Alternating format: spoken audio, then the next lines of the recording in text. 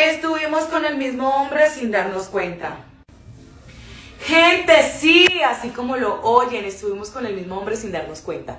Imagínense que, pues, mi hermana estuvo en una cita, habló con una persona X que en su pasado, hace muchísimo tiempo, había hablado con él. Qué horror. Entonces, tiempo después, o sea, como unos 10 años después, ¿cierto? No, No yo no, mucho. ni que fuera tan vieja, ¿no? Como unos 5 años después. Como unos 5 años después, pues empezó a hablar conmigo, a chatear conmigo, pero yo no sabía que él había salido con mi hermana. Entonces pues empezamos a hablar, nos escribimos, nos encontramos, fuimos a una cita, estuvimos, gente. O sea, también Cuando- hizo chiplap con mi hermana. O sea, él muy descarado. Muy descarado porque él sí sabía.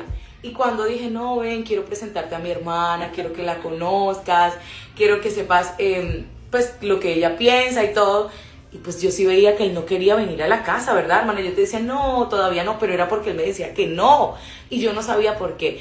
Entonces, pues yo decidí, como él no quería, pues le dije a mi hermana, ven, vamos a tomarnos un café. Y también le dije a él que nos tomáramos un café. Está nerviosa. Entonces, obvio, porque, o sea, él muy descarado sabía y nosotras no.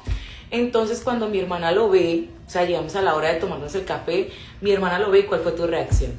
Como que, hola, ¿cómo Y él también, estás? o sea, él se puso pálido, o sea, de todos los Yo colores. a mi hermana le cuento todo, así que obvio le iba a contar que él estuvo conmigo también, hizo chiplac conmigo también, él muy descarado, pero yo antes le iba a decir, bebé, ¿por qué no hacemos chiplac los 3?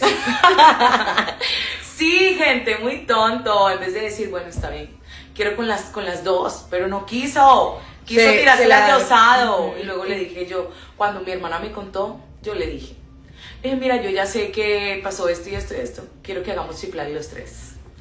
Y este hombre no supo dónde. ¿Ustedes qué creen? ¿Aceptó o no aceptó, gente? Por eso digo que los que se creen muy machitos no lo son, porque no pueden con 2 mujeres al tiempo. ¿Ustedes qué creen, papis? ¿Aceptó o no aceptó?